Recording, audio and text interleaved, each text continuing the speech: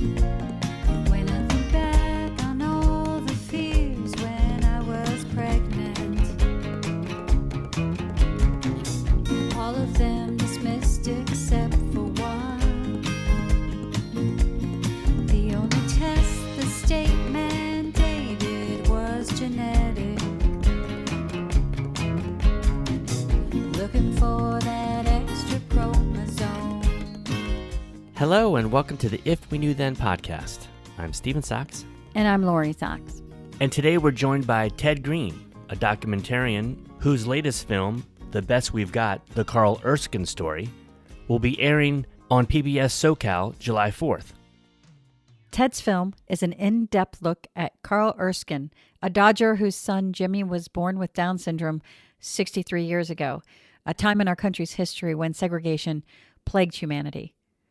Carl and Betty, when faced with the inevitable institutionalization of their son, the option that was customarily given by the medical community to protect the integrity of the family unit, Betty made a choice to take her child home and raise him. A decision for the time that took great courage. And by doing so, she took some of the first steps to change the narrative of Down syndrome. Ted has been on the circuit showing his film this past year, and today he talks about what he has seen being a part of this grassroots movement that started some 63 years ago. In addition to the July 4th airing on PBS in Southern California, the film can also be found online at carlerskinefilm.com. Check the show notes for a link to the website. So welcome, Ted Green. Hello, Ted. Well, good morning, you guys. Good morning. Really great to see you. How are you? I'm doing all right. How about you guys? Doing good. We just hit summertime, so It's summer. we're excited. And you know it's summer when the first day out of the gate, you're like, what day is it? Because your schedule is so different. Well, they didn't. Liam didn't have a Friday, so he had Thursday was his last day, and so Friday felt like a Saturday. I don't even know what it felt like. Oh, wait a second. You guys are saying summer because school is over. Yes. Yes. I kind of forget those days. Those were big, great days. Yeah. So how are you? You were just here, weren't you? Just in the neighborhood. I was here for my daughter's graduation from USC. Congratulations. Thank you very much. She graduated. I had to look it up. Summa cum laude. I've never been in that neighborhood. And she's doing great. She actually went to Rome for a month right after that. And yesterday she arrived in Belize. Oh, wow. What did she study? What did your daughter study? Well, she started out film and took about 10 different turns and ended up, I think both my daughters are racing to see who can make the least money because the one from USC is in archaeology. And indeed, that's what she's doing right now in Belize. She's on a 3-week Mayan dig. And the other one is in social work. She's getting a master's in social work right now from Indiana University. So it looks like my wallet will be open for a little while to come. These are good people. These are two good people. I feel like in life we start with one set of goals maybe, and then as we change, what's important kind of changes. Without question, I can just look in the mirror for that one. I mean, I had no thoughts at all about anything involving film. I mean, I wanted to be William Faulkner. But when that didn't work out, I wanted to be a newspaper journalist, and I was for 20 years. And it was just on a lark that I tried a little video. And now 8 films later, I guess I'm officially a filmmaker, although I still kind of consider myself a journalist. But I'm much happier now with what I'm doing. I think, I make less money, I have more fun, more impact. And actually, I'm really happy with the impact, just to speak of what we're talking about here. The Carl Erskine film it's really going well. And in fact, I'm really glad to be on. I'm so grateful because we've had a lot of updates just in the last few weeks. In fact, just in the last couple of days. So this has been such an amazing, humbling experience. I just couldn't be more grateful. Well, as much as we love to tell people's story on this podcast, that's the importance of documentaries, telling each other's stories, learning from each other. You know how we feel about your films and specifically the Ted Erskine story. I mean, the The Carl Erskine Story. You feel like they're your parents, though. You feel like they're your family. So you could be you could be Ted Erskine. Oh, I mean, Betty Erskine calls me her fourth son. And my wife and I have grown extremely close with them. You know, my wife is coming off still struggling a little bit with an illness, and a couple times we've just gone up there. You know, no cameras or anything, just the four of us, Carl and Betty and my wife and I, and we just hang out and talk. We don't talk about baseball. We don't talk about the film. You know, we just talk about life, and you can't help but leave a visit with Carl and Betty not feeling just on top of a mountain. When you were talking about the different stories that you've told through film, maybe we could put a list of all of them. I know that when we were introduced to your film, the film about... There's one before that you might be referring to, and that was about Eva Kor. Yes. Who was one of the Mengele twins, a Holocaust survivor who actually ended up forgiving the Nazis. Very controversial decision to some, very lovely decision to millions. And I, as with Carl, I was able to catch her, in her later years, and got all sorts of wonderful people to really dive into her story, and she dove into it more than she ever had before, and it ended up revealing a side of her that a lot of people hadn't seen, and very much humanized this woman who she just seemed like the headline Holocaust survivor who forgave the Nazis. Well, through the power of a documentary, and you couldn't do this in a 15 or 20-minute piece, but through a 90-minute piece, as it ultimately became, we were able to reveal that, let her reveal that. And so you knew you were getting the real, the real deal there. And I think that is something that documentaries can do. It's hard, as you know, it's hard to pack a lot of stuff into I usually do a 90-minute whole. But my goal for all these pieces is for people to say, I wonder what that Eva Kor person, or I wonder what Carl Erskine was all about. They can watch this film and walk away and just be like, wow, now I understand. That's my goal. It really depends on whether the subject, him or herself, is willing to go there. How much they trust you, how much their family trusts you. And that's why I don't even begin filming for the first year. I just research and talk to people and try to gain their trust and make sure they understand we're all trying to celebrate here. And it has turned out it works very well. I consider myself quite lucky to have been in the right place at the right time. Well, Eva Kor's was the first documentary of yours that we watched, and I just remember how I didn't know anything about her, but it was just so insightful. It was educational, so it's something that, we want our daughter to watch with us to learn. And you were talking about how it changed how people saw her, and I thought, well, isn't it sad that we jump to judge people so quickly without really knowing their story? That goes hand in hand with our journey with Liam and Down syndrome, how society was always so quick to jump on the judgment of who he is and what he can do. And I know in your documentary, what I enjoyed watching about it was, as a parent, it answered a lot of my questions, because I never understood why society was always like, I've never been in a position, except when we were getting married or I was pregnant, where people just, they want to share their opinions and advice. Besides those two places, I've never been in a position where it was so saturated with exterior opinions and thoughts and judgments, primarily from people who did not know me and did not know my son. And one of the things that I love about the Carl Erskine story is you take the time to go back to the root of where some of these beliefs came from. And I've enjoyed in other conversations when someone brings a misperception or some kind of prejudice they have that they think is a fact, that I can say, well, do you know where that came from? Do you know how that started? And your documentary just at least brought me an understanding, because as a parent, no matter how hard I tried, no matter what I said I was going to do, I was affected by these thoughts. I was affected by the misperceptions and they became, whether it was they became a part of my fight, but they still, I owned them. I held on to them for longer than I needed to, unnecessarily. I understand all that, and I will say that section of the film. Well, look, I love the baseball. Certainly, I love the Jackie Robinson angle. I think that's very important. But I do think if we break the film up into 4 parts, and the part you're talking about that goes back to look at the history of how people with intellectual disabilities were mistreated, from the top down for hundreds of years. I think that was the most important. I think it's the most horrifying.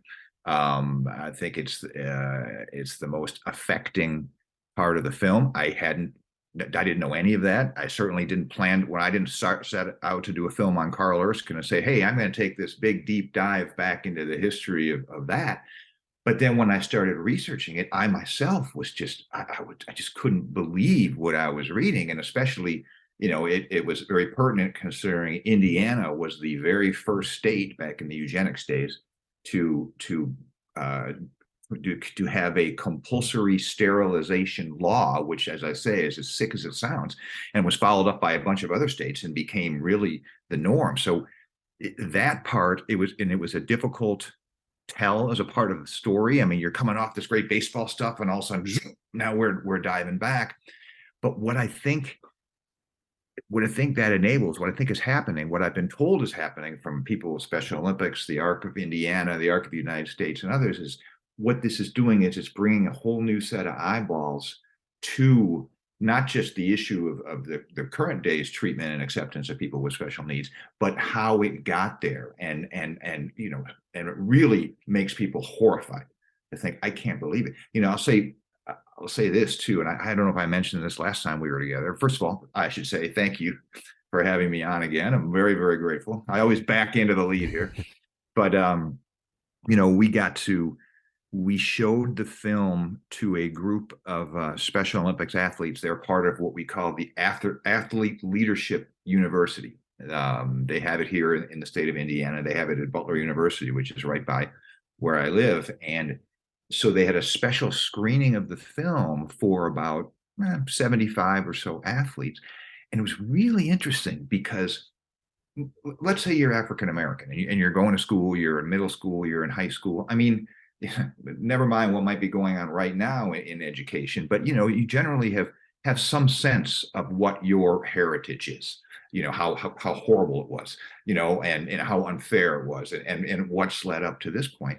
But for the most part, people, at least I was told, people with Down syndrome and other intellectual disabilities really didn't know what their heritage was. They knew what their current situation is. And of course, there's all sorts of different development levels, but they didn't know, and that was absolutely fascinating. Like, we watched them watch the film, and then afterward, there was a moderator who asked them a series of questions. What did you like about the film? What didn't you like about the film? What outraged you about the film? And let me tell you, the outrage answers were the best.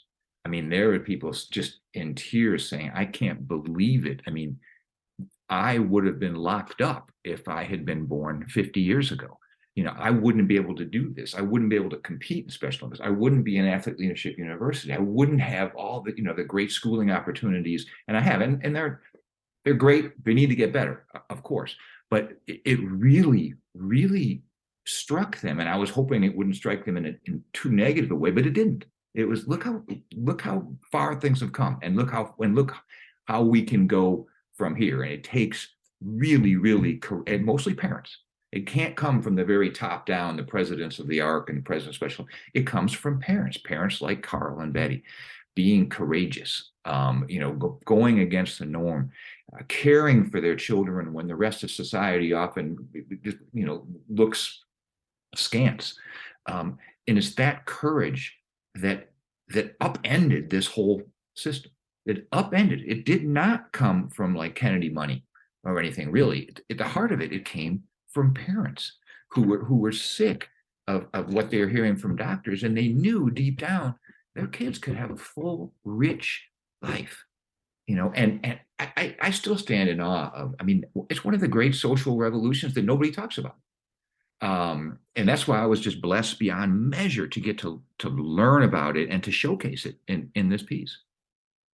I want to hear some of the statements, the questions, and the feelings that if you have them at all, because it doesn't make things right, but it makes it make sense.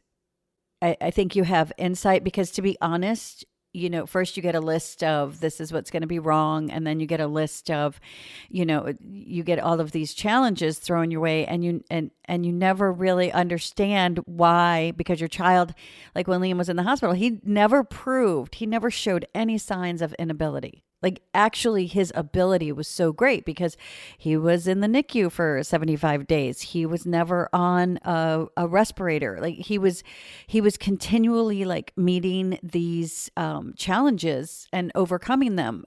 But the story that was coming to us was so just off. It was just off. And when you have the facts as to what started the path there, that makes sense.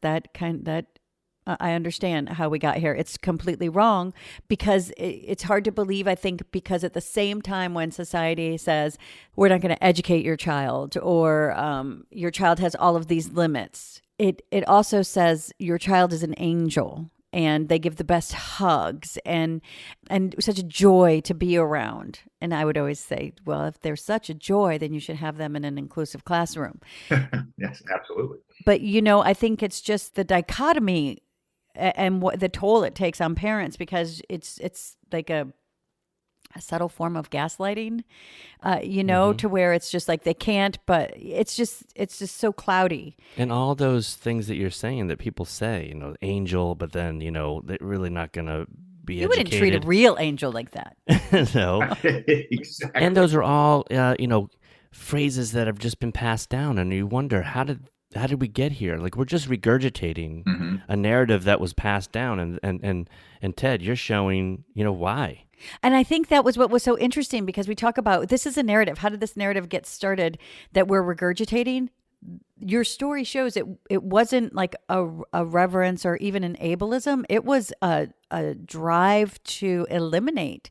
So I don't even know where still the angel and all of those stereotypes, happiest people, came from, or when it derived, because that is not the foundation of the history of Down syndrome. We should probably restate actually what is in the documentary about that. No, I want people to watch this documentary. Yeah, that's true. I want people to, because I thought about that. I feel like last time we really went through the plot and everything, but you're talking about telling your story and how important it is and how it just changes everything. And I think that watching your documentary and getting the whole story of Carl and Betty Erskine and everything, just the entirety, because there's so much beauty and courage, and you want to know where this road of change that we're walking on came from. They laid those first bricks. They put the bricks down. Yeah, and I'll say this, and again, it's possible I'm repeating myself, but as a documentary filmmaker, there aren't like a ton of perks. I hate to break it to anybody out there, and unless your name is Ken Burns, you're probably not going to make really good money. But one of the neat things is, after you have a screening and a live screening, people coming up afterward, and they form a little line and they say nice words, and you try to be all humble and all that. But it's cool. You like that. But I've never experienced anything like experienced with this film, which is, this so often happens. A parent will patiently wait in the line with one of their children, and it's usually a mom, but not always. And when they finally get to the front of the line, the parent will say, could you please thank Carl and Betty for me? And even though I know at this point why, I said, well, sure, but why? And then they said, without Carl and Betty, without Betty making that decision right off the bat when her son was born, April 1st, 1960, without that, my child here brings in her son or her daughter, hugging them, probably wouldn't be here today. And that, it brings tears from all of us. And it's just when you hear it like that, and when you think of it like that, it's profound. And that's where, as a filmmaker, you just step back and sort of in awe of this wonderful thing you get to document, that you get to share. And I do think that film was probably the best way for this. You could put it in a textbook, and it's in textbooks, this whole history. And I've read a bunch of them now. But it's almost necessarily kind of dry. There's a lot of material, there's a lot of names and dates and medical terms and this and that. With film, and especially with the Erskines having so many old home movies, so you could see it in real time. And you can, like I say, the eyes often say more than the mouth does. When you're interviewing people who have gone through this, who have seen little Jimmie Erskine go from something that wasn't supposed to become anything at all, wasn't supposed to become even a real person in most people's mind, and to look at what he did, look at him working for 20 years, look at him competing in Special Olympics for 50, looking at him now late in life moving into his own home. When you see it and you see the joy and the pride and just the humility, that's what touches people. And I was wondering if we wouldn't have a bunch of folks afterwards saying, kind of grumbling or giving sort of false praise, saying, well, I really like the baseball part, and not saying. Nobody has said that. And the film is now gaining traction. Like, it's going to be airing very soon in Los Angeles. It just aired in New York City on Father's Day, which I think is an excellent peg. It's going to be airing in Los Angeles, KCET, the PBS station out there, July 4th, another perfect peg for a veteran and certainly a patriot, at 6:30 p.m. And now we're in, Carl, this is kind of the update. I don't know if you know this yet, but just a couple of days ago, Carl won a big award. And so now his name is going to be out there nationally all the more. What was his award? That was my teeing up so I could then introduce. He just 2 days ago, I think it was 2 days ago at this point. Yes, he learned, it's been a flurry since then. He learned that he has won, I'm going to get this right, the Buck O'Neil Lifetime Achievement Award from the National Baseball Hall of Fame. It's a really big deal. They only give it out once every 3 years. He joins the likes of Rachel Robinson, which is great because that's Jackie Robinson's widow. Jackie Robinson, Carl's old teammate with the Brooklyn Dodgers. And Joe Garagiola is another guy who have won the award. And so Carl is now at 96. He's finally entering the Hall of Fame, which has been a dream for him. I mean, he wasn't really good enough as a player, but he went to all his buddies' inductions. It was like one after another, and he used to quip, well, I'm just the guy that helps them get here. Well, this time at 96, it will be Carl celebrated. This is Hall of Fame weekend. All the big media and everybody's going to be there, for what he's done. And they singled out. They said, yes, great baseball player, but they really singled out what he has done for the intellectually disabled. And that means that's going to be celebrated for all to see. And, I'm hoping that will just carry his message all the further. So we're so grateful. I'm so excited it's going to play in LA, home of the Dodgers. I'm so excited it's going to play it did play in New York, with the Brooklyn Dodgers. And, we're just hoping, sort of in a grassroots kind of way, we're hoping to keep pushing out there across the country. That's why I just absolutely love this platform, and I'm grateful. We'll put a link in the show notes, okay, with the details of how to watch it. Is it going to be available online for KCET? I know that's public television. So is that something that? Well, that's a very good question. I don't know what their plans are in that way yet. New York City, I had to sign some big contract. LA, I didn't. So, a difference, but I hope so. And also you can stream the film for just $12 if you go to the film website, which is carlerskinefilm.com, carlerskinefilm.com. You can also buy DVDs and Blu-rays there. Streaming is the easiest option for sure. But there's a lot of other neat information on there, upcoming live screenings and other things. And so it's been neat. I'm so happy. I've been on the phone with the Erskines for the last, 2 days, ever since the news broke. As a matter of fact, what happened was I reached out to the president of the Hall of Fame and I said, hey, do you know when the voting is for this? Because I knew Carl was actually nominated by the Chicago Bulls and White Sox owner. His name is Jerry Reinsdorf. I didn't know Jerry was a big Brooklyn guy. He used to go to Brooklyn Dodgers games. So I didn't know any of that. If I knew that, I would have asked him for donations. But anyway, he ended up flying down from Chicago on his private jet into tiny Anderson, Indiana. He watched the premiere. And the next day, I confess, I'm celebrating at a drinking establishment. And all of a sudden, my cell phone rings and it says, Jerry Reinsdorf on it. And I'm like, well, it's not every day I get a call from Jerry Reinsdorf, so I better go outside and take this one. And basically what he said is that, listen, I love the film. I love the story. Let's see if we can get Carl this award. And so he commissioned me, and I was glad to be commissioned to, we gave all the voters a copy of the film and all that stuff. And I talked to Gary, his son, today, and I said, Gary, don't you think this is the biggest award your dad's ever gotten? He said, without question, without question. I mean, it's the perfect award for his life. It's the contributions off the field, what he did for society. And it's so nice to see a deserving guy get honored. I mean, and it's not posthumous, right? He's there to know it, to feel it, to enjoy it. And so I will certainly be there on July 22nd in Cooperstown, New York, to celebrate with him and his wife and the family. It is the perfect award for him. And to see him get in Hall of Fame is just, it's very emotional. It's really amazing. It is. I mean, he's the last man standing of those Brooklyn Dodgers boys of summer. 5 or 6 of his teammates are in the hall: Gil Hodges, Jackie Robinson, Pee Wee Reese, Duke Snider, Roy Campanella. I think that's probably it. But they had this great team. And Carl was never quite as good as those guys, but he was one of the guys for sure. He was part of that bunch. 2 no-hitters, World Series strikeout record. I mean, he was a terrific player, just didn't play all that long. And then, of course, what he did after his retirement was much, much more important, much more impactful. He would say that himself, than what he was able to do during his 12 years in the majors. And so, again, a lot of times the good people in life don't get the recognition that they deserve. And so this is pretty cool. Carl deserves this award, and I feel like it's great that we get to celebrate him.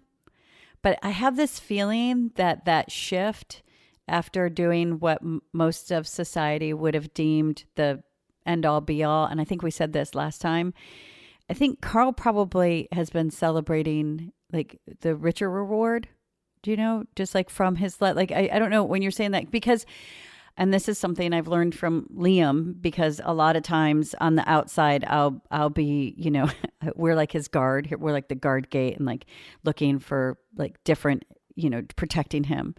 But on the inside, Liam knows, like he lives his life, right? And he's in that spot that we strive to be, that spot of purpose and peace. And when I watched Carl's story, he just got it right. He just got it right. And just the celebration of him, his life is a celebration.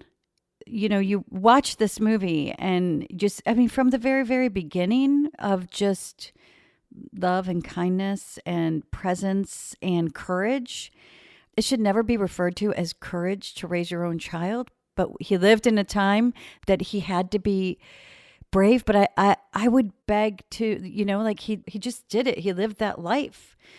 It gives me hope for society that maybe we're getting it right now, that maybe society is seeing what's important, because Carl's always seen what was important. You watch his life. He's always known. Him and Betty have always, not without being challenged. I know that. And sometimes it was hard, but it gives me hope that perhaps society's perspective of what success is maybe getting a little insight to what real success is. A little more evolved. You'd certainly hope so. And it was, as you well know, it's not just, Carl Erskine all of a sudden flipped a light switch. It was parents, across the country, across the world who were doing that. But, those who were in, more of a spotlight had, more of a spotlight on them. And, they had tremendous impact. I mean, I was kind of why I wanted to end the Carl film as I did, with this just Carl and Betty, and they're out on their porch, and Carl's playing, he's playing a harmonica, and they have their U.S. flag out there, which isn't, it wasn't for show. They had that out there 24/7 all the time. I think it's a hopeful message, but it also is more than that. I think it's one that says these great things can happen, but they can only happen if people work for them and bind together for them. And yes, and your point about Carl getting awards, while I do believe, and he would say this, I'm sure this is the biggest one he didn't need any awards. I have to say he leads, and we didn't go too big into the show, because he doesn't go too big on it, but he's really a faith-based guy. He's a very religious guy.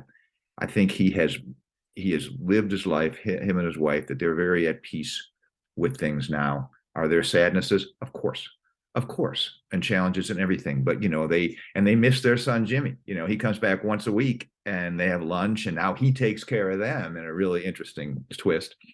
But they're very much content. But I think what Carl told me is that what he really liked about the film was that the focus was on living for others, not just to focus on wins and losses in a baseball game or which bigwig you're friends with or anything like that. That it was a more pure message, and it wasn't necessarily something I set out to do. I just learned my subject and then tried to mirror as best I could and put it in his words. And I just, again, I get lucky to receive some neat response after films. I did, certainly, with the one on Eva Kor, but boy, not quite like this. I mean, Eva Kor is a Holocaust survivor. How many of us are Holocaust survivors? But Carl's a pretty relatable guy. He's kind of an everyman. There are Anderson, Indianas. There's a million of them around the country, and he's lived there his whole life. And I think he is almost not a reluctant, but he doesn't really mean to be a teacher. Doesn't really mean to shine a light. He just does, and his wife does as well. I have to give her equal credit. Betty Erskine, man, she's one of the best people I've ever met, but they've lived just a good life. I think they show what can be done. That you don't need a gazillion dollars, that you don't need to change policy at the very top to make everything. Yeah, that would all help. But what really fuels change, real social change, is real people. And that was kind of the hope that I get there. I mean, in terms of diversity too, with his best friend, a young African-American boy, and then his incredible relationship with Jackie Robinson. It all comes back to the same thing. And that's why Carl wrote the little book he wrote, The Parallel. He said it's just basically about giving people opportunity, letting their beauty shine, and being happy that you can be friends or related or just be, it's a simple joy. I could use a million words and not get it right, but you sit with Carl for 5 minutes and you feel it. I think of the biggest reward for both of them is how they live their life, I would assume. We use the word courage, in certain decisions they've made. You look back and go, wow, I mean, what a payoff for those choices. Yeah, and it's not easy. It was, I would dare say, it was a little harder back then without any kind of schooling or anything. But as you also know, I mean, it's a constant battle. I was just at the summer games for the Indiana Special Olympics. They have summer games for all the different state Special Olympics. Oh my gosh, it's just so neat. And I always see things through sort of a historical lens. And I was looking at this gathering of 2,200 athletes and then their families in this big arena. And I was thinking, this wouldn't be possible 50 years ago. And in the whole continuum of time, 50 years is just a blip. It's a blip. And so look at the sea change that again was caused, well, not just by parents, but by the children themselves. And I do believe it's opening eyes. I think I don't know, maybe they have these things done all the time. I don't know. But if there were a public poll taken today versus 60 years ago about your reaction when you interact with somebody with an intellectual disability, it would be a huge difference. And that's terrific. It will never be all the way there, but everybody's pushing and pushing and pushing, and inclusion in the workforce, inclusion in school. I mean, what I like about Special Olympics is that's really their end goal. The sports is really fun and it's important and it builds confidence and it builds strength, but they're trying to now, with this athlete leadership university and unified sports, people with and without disabilities competing side by side, they really have a game plan. Like a lot of these people will be bosses someday and looking to hire people. Well, maybe who will they hire? A person that was their teammate and they saw, oh my gosh, what a great soul this is and what a contributor this person can be. The politics of the matter are tough and they can be awful hateful nowadays. I don't want to get in a soapbox about that, but it disturbs me deeply. But in the end, this push has started. It is gaining traction, and it's just beautiful to watch. And I'm grateful beyond measure that had I not done the Carl Erskine story, I wouldn't have gotten to know any of this. I feel so lucky because now I'm hooked for life. I get to do a lot of special things, with a lot of the Special Olympics athletes. They reach out to me, can you do this? Can you speak here? I'm like, yeah, you tell me where to go. This is it's not an obligation, it's a gift to be able to learn and help where I can and be helped. What did you start out to make? In this film, Mm-hmm. well, I had heard about Carl. I heard he was an amazing guy. He had received Indiana's highest award for a civilian. I do have a sports background, and so I was interested in that. I'm especially interested in 1950s baseball. It's kind of the golden age of the sport with Willie, Mickey, and the Duke, and three teams in New York City, and that decade that brought about all the changes, including, for instance, moving from Brooklyn to LA, and from New York to San Francisco, and from trains to planes, and from radio to TV, and the biggest of all, of course, from all white to integrated. And Carl was there. This guy from this little humble dude from Anderson, Indiana, was like front and center for this whole, this whole circus, this whole parade. And I also knew that he had been involved in Special Olympics and the Arc of Indiana, but I didn't nearly know how deep. But I thought, but this is true. For a long time, and I got into this on the last episode I did with you guys, is because of something that happened to a childhood friend of mine. I wanted to tell a story about people with intellectual disabilities, but I could never find my way in. My fear was that if it was all about people with intellectual disabilities, that would be the audience, their parents and maybe teachers and the children and adults themselves.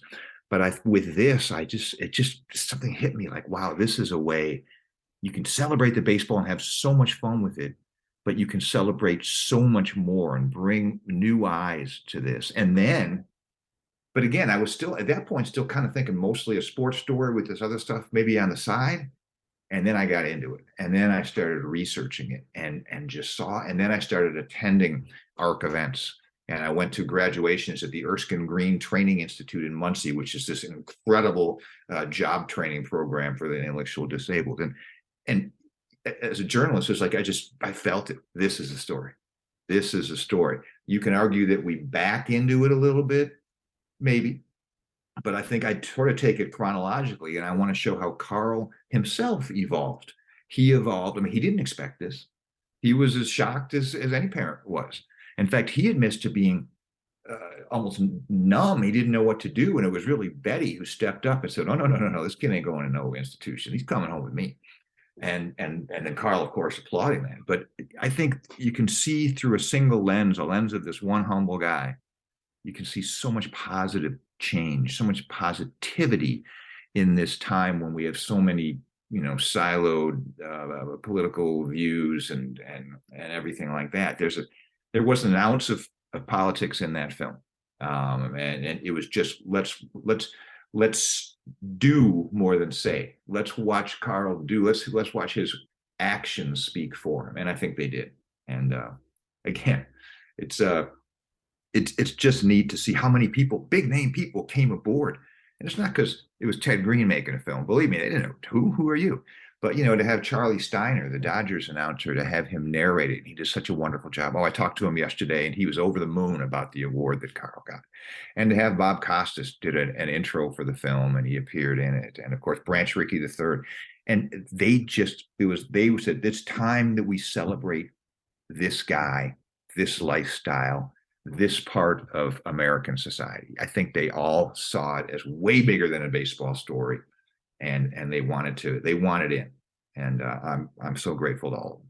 I say grateful a lot. It sounds like a shtick, but it's not. I mean, I've never felt more so that way professionally than I have with this project. I get that. I completely understand when you have so much, when you feel so fortunate. I don't think it's sticky at all to say that. I feel like that's our life and our journey with Liam. We say that a lot, but it's true. And it's the truth. And I think people on the outside that don't get that are like, those would be the only people to say it's shticky. Sit down and watch the film. Whether, and it's just like, oh, yeah, I get it. Telling our stories is so important.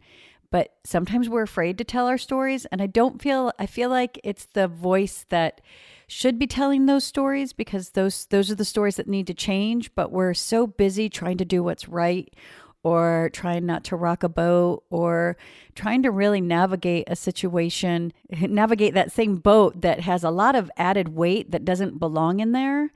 And we get afraid to say stuff, to speak up. And what your story does is you look at, like, there's certain movies that you get to the end of the movie and you go, that's a perfect movie. I watch that movie like 20 times a year, that because it's so, like, it just flows and it has all the elements of a good, like a story, like I'm talking, like When Harry Met Sally. That's one of mine. But this documentary, it's that same fullness of a story. It's the fullness that every life has the potential to muster the courage to use our voice, like Betty. Like, it was, how many words was it that she said, no, I'm keeping my child. I'm taking him home. Like, 5. Right? It's like, but it took so much courage. And those 5 words changed history. And I think that not only does the documentary shine a light on how the archaic beliefs began, where they began, watch it. And or you can, I guess you could Google, like, pick up an encyclopedia, or go, like you said, the facts have been there, but very, very dryly, and maybe dryly for a reason, because maybe people thought no one's going to read this anyway, right? But the facts are there about how it started, and it didn't start from the inside. It wasn't like founded in not any kind of truth. There was no truth in it, but we've carried it for so long. We've carried that story as our story for so long. And what it shows is that, as parents, you do have to have courage on this journey. One day, maybe we'll be granted the right to have the usual and only the usual concerns that we have with children. But on this journey, we do need an extra set of tools, of courage tools. And I think what it shows is that's how the Erskines made the change. He had to be brave. He wasn't just a big baseball player. He had to be brave. She had to be brave. She had to go against, I think I go against society sometimes when I was in a grocery store and a few people would come up to me. The narrative that they faced back then, with grace, and not giving it any, I can't say they didn't give it any power, but not giving it maybe the power that we've grown accustomed to giving over. And I think that this film shows that the changes are very, very slow, but they're possible. But they're possible, and they came from 2 parents, like you said, just 2 parents saying no. And that we have that power. And that's what I want parents to understand, is that, like, you're not alone. And this family, they didn't have a spotlight shining on it at all. Like, we didn't know this story. Like, even with, like, when you think of Special Olympics, I would think of the Kennedys. I would think of, like, none of this was something that we actually had at our fingertips that was, the known, like, when you hear about things. And I think that now we know it, like, parents can maybe understand the power that they have in their own child's life to change the narrative. That's a lot there. But I understand all of it. I don't understand it as deeply as you two feel it.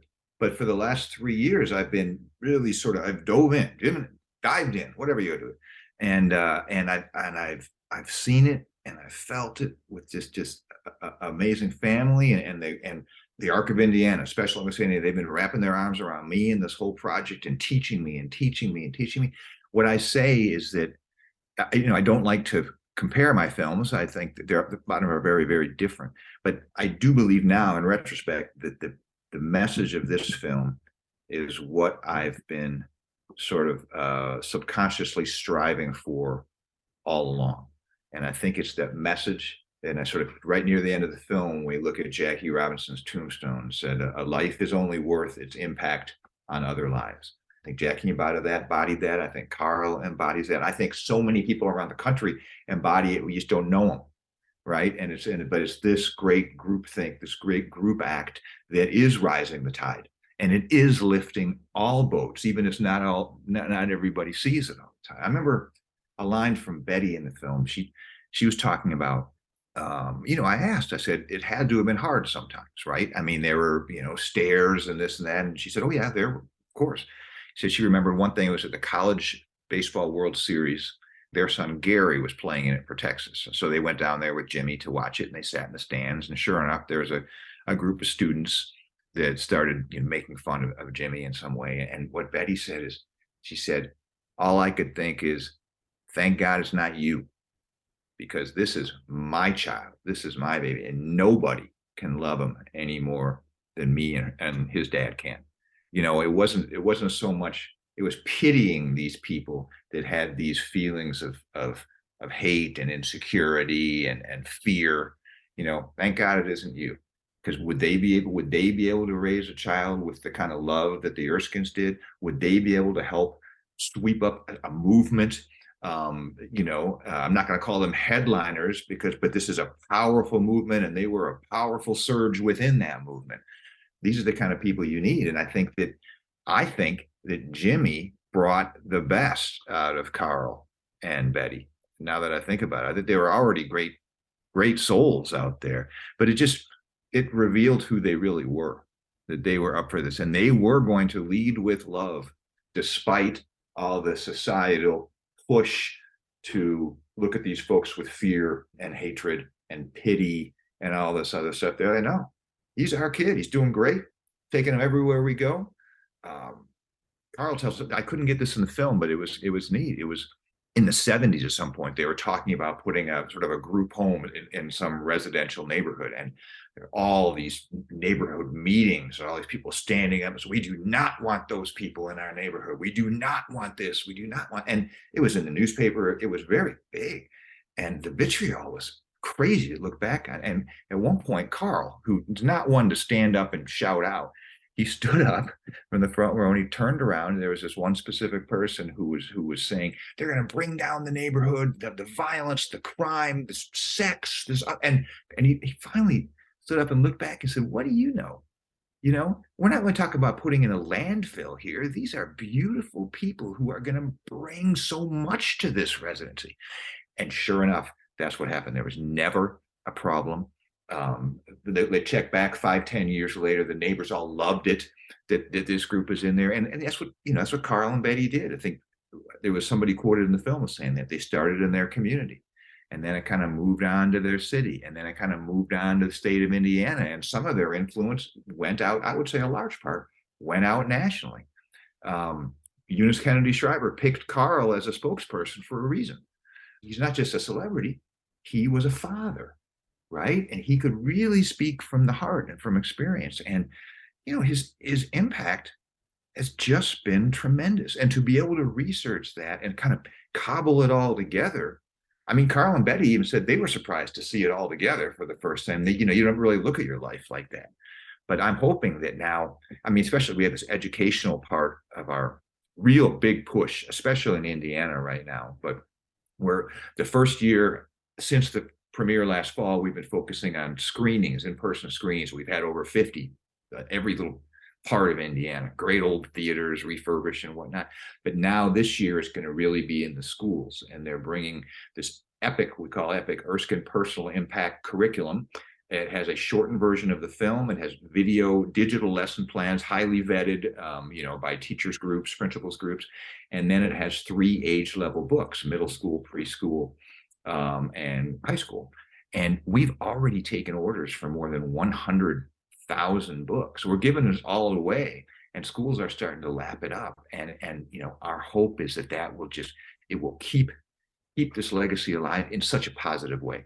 You might watch the film a couple times, like it or dislike it, and put it on a shelf, but there are new 6th graders every year, new 6th graders. And again, the hope that 50 years from now, a 6th grader might go through some of this curriculum, read these books, see the film, and look across the room at a kid who doesn't look like him or act like him, and think, well, there's no reason why we can't be buddies.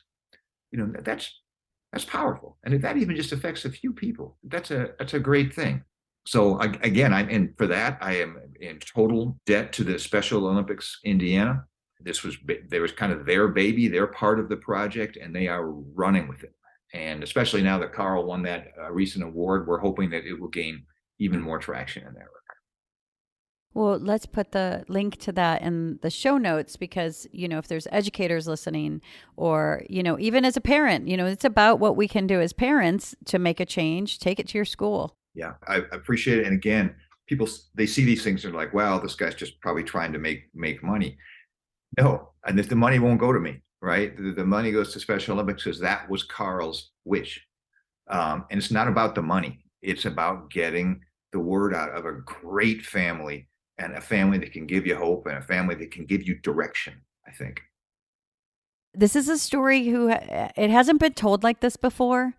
It's a story that really shines a light on, I think it's one of the most honest lights on the journey, like historical and how we got here. And who was the old 1950s couple that was movie stars? Roy Rogers. Is it Roy Rogers and Dale Evans? Yes, and she wrote the book Angel Unaware.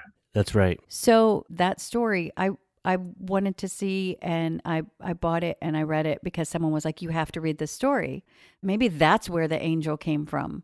Maybe that's where that came from, that they decided to write a book and people took it as, well, then here you have a successful couple and this must be it. Well, that's got to be the gospel, right? That's got to be the gospel. That's all they had. But one of the points in there is that, their child had a heart ailment. So their child died very young, but it never, ever, and these are like very successful people.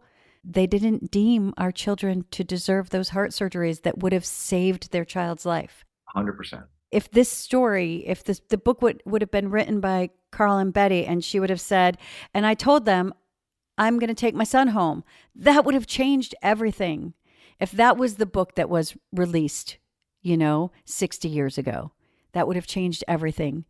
And it's not about changing your income. It's about changing the narrative. And anybody who's a part of this journey knows that narrative has to be changed. You feel it right when you step on the path, because it's a story coming the other way. Well, and again, this brings me back to that line. I probably shared it in our last talk, but a great line in a book that won the Pulitzer Prize a few years ago. He said, the greatest argument, I'll get this a little wrong, but the greatest argument in the world won't change somebody's mind. The only thing that can do that is a good story. And I actually believe it. I think people need to see it. They need to see it to really start to understand and start to walk in somebody else's shoes rather than just to hear it. Yes, you should do this. Yes, you should do that. This film, and like Carl and Betty, doesn't ever say, yes, you should do this or you don't ever do that. It just shows what they did.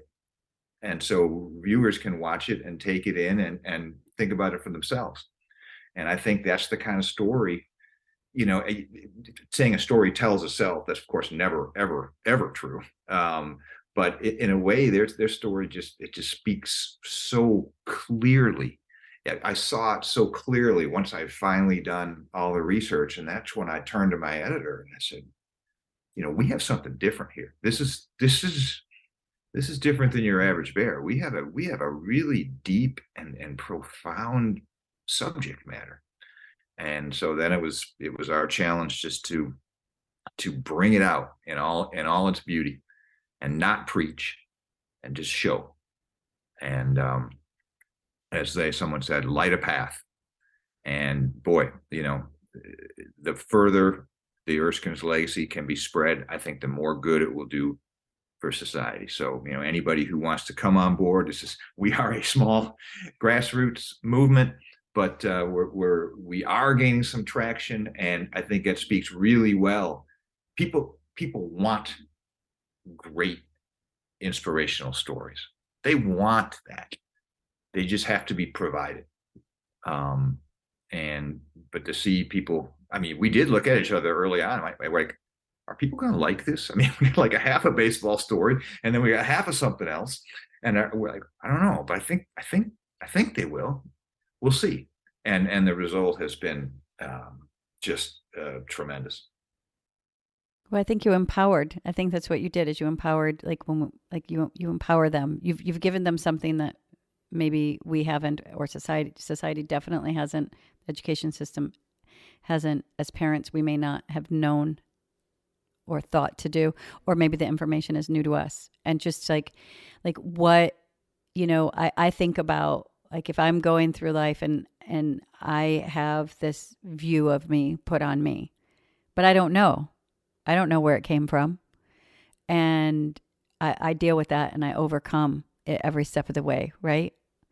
And then if someone just says, you know where that came from, I'm given the insight to be like, well, that's nonsense. That's what I've been fighting. Well, how many challenges do people take on that has nothing to do with who they are? Like any human on this planet, how many challenges do they take on? Like whether it be from family or history, like whatever it is, society, and then once you are given the clarity of knowing that that isn't yours, I think it I don't know. I just gives you like that. Light's a light. It gives you a strength.